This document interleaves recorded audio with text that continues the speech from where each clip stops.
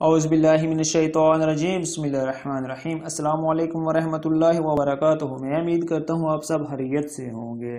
حضرت امام حسن رضی اللہ تعالیٰ عنہ ایک مرتبہ امیر معاویہ رضی اللہ تعالیٰ عنہ کی ملاقات کے لیے تشریف لے گئے تو آپ سے امیر معاویہ رضی اللہ تعالیٰ عنہ کے ایک ملازم نے عرض کیا، اے شہزادہ رسول، میں بہت دولت مند ہوں لیکن میری کوئی اولاد نہیں، آپ مجھے ایسا عمل فرما دیجئے جس سے اللہ تعالیٰ مجھے اولاد عطا فرما دے۔ آپ رضی اللہ تعالیٰ عنہ نے فرمایا، تم استغفار کثرت سے کیا کرو۔ اس شخص نے استغفار کثرت سے کرنا شروع کر دیا، روزانہ 700 مرتبہ استغفار پڑھنے لگا۔ اس عمل کی برکت سے اس شخص کے مختلف بیویوں سے 10 بیٹے ہوئے۔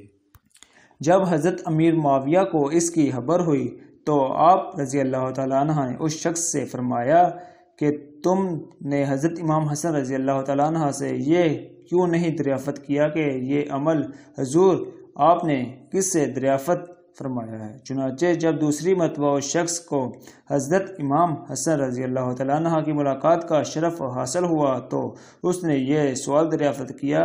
حضرت امام حسن رضی اللہ تعالیٰ عنہ نے ارشاد فرمایا، تم نے قرآن مجید میں حضرت ہود علیہ السلام کا یہ قول نہیں سنا؟ اور اے میری قوم، تم اپنے رب سے استغفار کرو، پھر اس کی طرف رجوع کرو تو وہ تم پر زوردار بارش بھیجے گا اور تم میں جتنی قوت ہے اس سے زیادہ دے گا۔ یہ ترجمہ سورۃ ہود آیات 52۔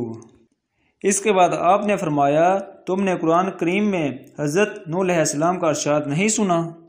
سورۃ نوح آیات 10، 11، 12 اس کا ترجمہ۔ پس میں نے کہا، اپنے رب سے بخشش مانگو، بے شک وہ بڑا معاف کرنے والا ہے، وہ آسمان پر سے تم پر بارش برسائے گا اور مال اور اولاد سے تمہاری مدد فرمائے گا۔